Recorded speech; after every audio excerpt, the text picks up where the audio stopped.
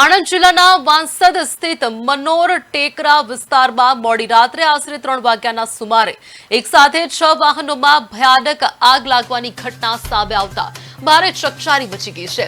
રાત્રિના સમયે અચાનક આગની જ્વાળા ઉડતા સ્થાનિકોમાં અફરાતફરીનો માહોલ સર્જાયો હતો। આ ઘટનામાં 6 વાહનો સંપૂર્ણપણે બળીને ખાખ થઈ ગયા છે। પ્રાથમિક માહિતી મુજબ કોઈ અજાણ્યા શખ્સ દ્વારા વાહનોમાં આગ ચાંપવામાં આવી હોવાની આશંકા સેવાઈ રહી છે। ઘટનાની જાણ થતાં જ પોલીસ કાફલો સ્થળ પર દોડી ગયો હતો। પોલીસે ગુનો નોંધીને ઘટના સ્થળેની તપાસ હાથ ધરી છે, તેમજ આસપાસના સીસીટીવી ફૂટેજના આધારે અજાણ્યા તત્વોને પકડી પાડવા ચક્રો ગતિમાન કર્યા છે। તથા ન્યૂઝપેપરમાં પત્રકારને અમે જણાવી છે। અને આ સાથે અમારા અગાઉ બી દિવસે 1:30 વાગે 2 એક્ટિવા આંગણવાડી પાસે સળગાવ્યા હતા અને મોટી ખડકીમાં બી સળગાવ્યા હતા, જેનો નિકાલ આજ દિન સુધી હજી આવ્યો નથી કે નથી કોઈ ચોર પકડાયા કે નથી કોઈ પકડાયા।